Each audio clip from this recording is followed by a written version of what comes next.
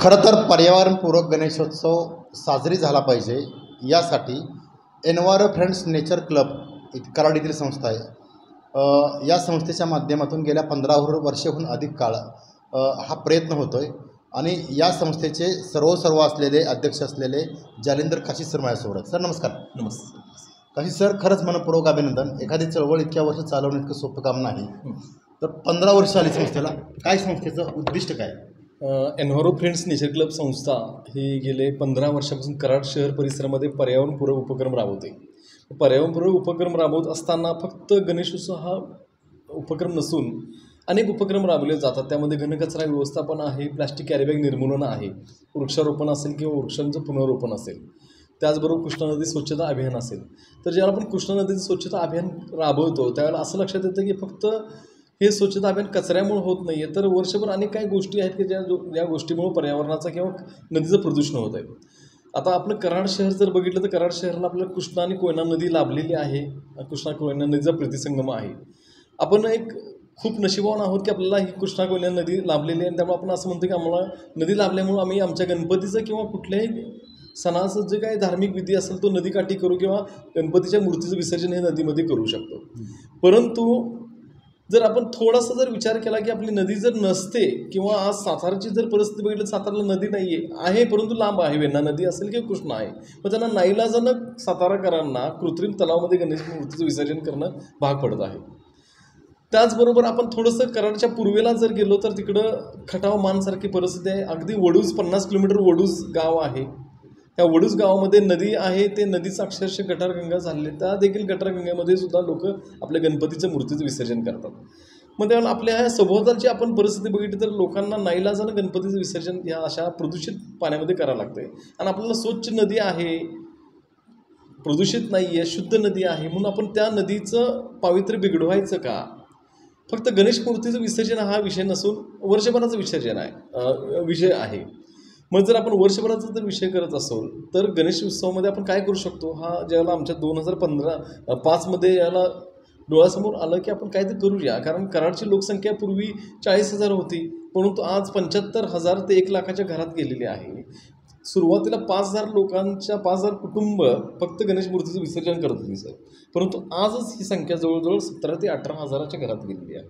त्याचबरोबर 1,000 मंडळांची संख्या गेलेली आहे छोट्या मोठ्या. त्यामुळं दिवसेंदिवस ही संख्या वाढत आहे आणि आपण एका बाजूला प्लास्टर ऑफ पॅरिस हे नदीमध्ये विसर्जित होत नाही किंवा तिचं विघटन होत नाही आहे. ज्याला नदीमध्ये प्लास्टर ऑफ पॅरिसच्या गणपतीच्या मूर्तीचं किंवा अन्य मूर्तींचं विसर्जन केलं जातं त्याला लक्षात येतं की या मूर्ती विघटन व्यवस्थितरित्या होत नाही आहे. त्या मूर्ती अगदी त्याचे हात तुटतात, त्या मूर्ती भ्रंश पावल्या जातात आपण त्याला म्हणू शकतो, किंवा त्यांचं चांगल्या पद्धतीनं विघटन होत नाही आहे. तर अशा परिस्थितीमध्ये हे ज्यावेळेला दृश्य आपण बघतो त्यावेळेला आपल्याला असं दिसतं की आपण कुठेतरी चुकीच्या पावलावर पाऊल ठेवतोय काय असं वाटतं.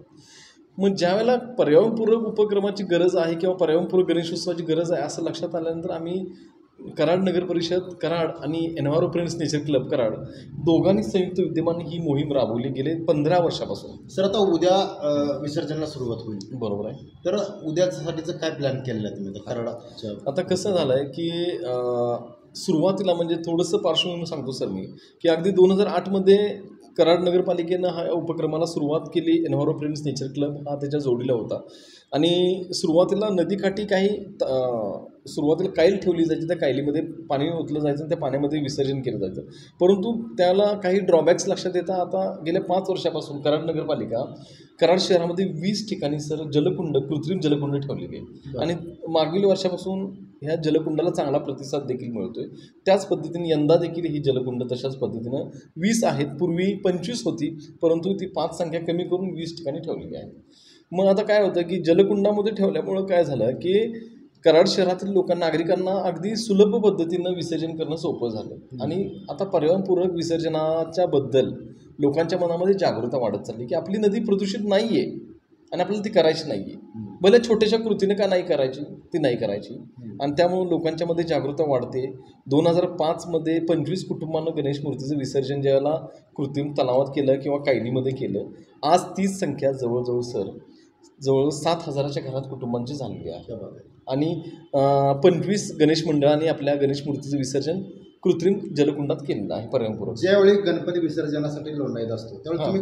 तुम्ही किती लोक तिथं असता आणि काय तुम्ही विनंती करता त्यांना? सर गेले 15 वर्षापासूनचा अनुभव असा सांगतो की सुरुवातीच्या काळामध्ये अगदी 5 वर्षामध्ये अगदी 2020पर्यंत अशी परिस्थिती होती की आम्हाला अनेक लोकांच्याकडून विरोध होत होता की धार्मिक काही संघटना असतील, संस्था असतील की त्यांना विरोध वाटायचा की आम्ही कुठंतरी धर्माच्या विरुद्ध काम करतोय असं लोकांचा समज व्हायचा.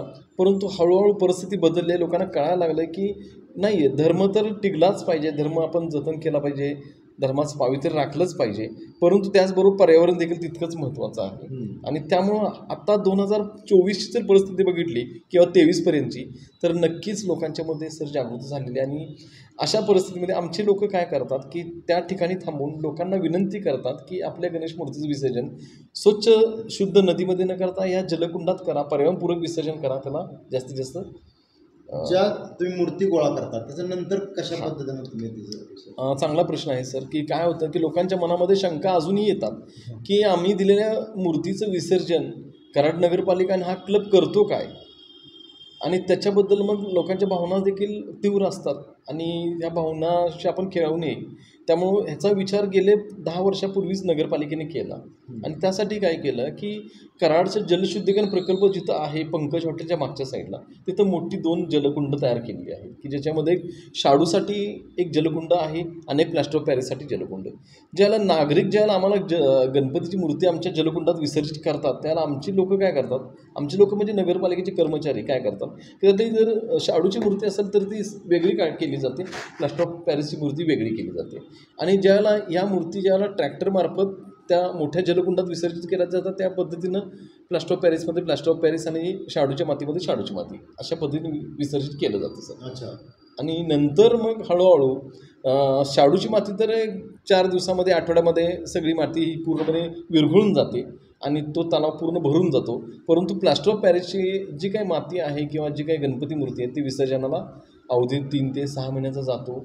100% विसर्जन होत नाही त्याचं प्रॉपर किंवा विघटन होत नाही आहे आणि नंतर आम्ही तो तलाव पूर्ण मुजवून टाकतो आणि जो जलकुंड शाडूच्या मातीचा आहे ती माती आम्ही वेगळी काढतो. अच्छा सर, गेल्या 15 वर्षात सुरुवातीला तुम्ही म्हणला फक्त काही लोकांनी केलं, आता किती टक्के प्रमाण? सर हा विषय खूप तसा म्हटलं तर लोकांच्यामध्ये धार्मिकतेचा पगडा आहे. लगेच लोकांच्यामध्ये बदल होत नाही आहे. खूप वर्षाची परंपरा आहे आणि कशासाठी त्यामुळं ही आम्ही जी केलेली मोहीम आहे ह्या मोहिमेला दरवर्षी सर 5% आम्हाला प्रतिसाद मिळतो. दर वर्षाने 5%. इतका कमी रेट आहे. अगदी 100% मिळणार नाही किंवा 20% पण मिळणार नाही. आम्हाला माहीत आहे 5% का मिळेल, पण एक वेळ अशी येईल की 100% लोक आपलं विसर्जन कृत्रिम तलावात किंवा आपल्या पर्यावरणपूरक विसर्जन करतील. पर्यावरणपूरकासाठी तुम्ही काय आवाहन कराल जनतेला? जनतेला मी एवढंच आवाहन करेन की आपली नदी शुद्ध आहे, स्वच्छ आहे, म्हणून आपल्या नदीत विसर्जन करायचं आणि ती नदी प्रदूषित व्हायची वाट बघायची का, एवढाच माझा प्रश्न आहे. जर ती वाट बघून मग आपली नदी प्रदूषित झाल्यानंतर मग आपण असं म्हणायचं की आता नाही, आता आपल्याला कृत्रिम तलावाकडे वळलं पाहिजे. म्हणजे त्यासाठी आपण आत्तापासूनच प्रिव्हेंटेशन इज बेटर दॅन क्युअर, म्हणजे पुढं होणाऱ्या समस्या किंवा नदीचं प्रदूषण वाढणं. आणि हे पहा की गणपतीमुळं होतं आहे असं मला म्हणायचं नाही, परंतु त्यातला एक भाग आहे. आपण वर्षभर अनेक उपक्रमामाध्यमातून नदी स्वच्छ करत असतो आणि गणेशोत्सव त्यातला एक भाग आहे. म्हणून आपण गणेशोत्सवामध्ये हजारो मूर्तींचं विसर्जन होतं, त्यामुळं तेवढ्या पुरतं ते प्रदूषण होतं. ते जरी आपण थांबवलं तरी आपण पर्यावरणासाठी कुठेतरी खारीचा वाटा उचलला असं म्हणता येईल. खरं तर जालिंदर काशी सरांचं काम खूप मोठं आहे आणि पर्यावरणपूरक ज्या गोष्टी आहेत ते करणं खूप गरजेचं आहे आणि यासाठीच तो लढा आहे. सर्वांनी या लढ्याला साथ द्यावी. सर तुम्ही आलात, धन्यवाद. धन्यवाद सर.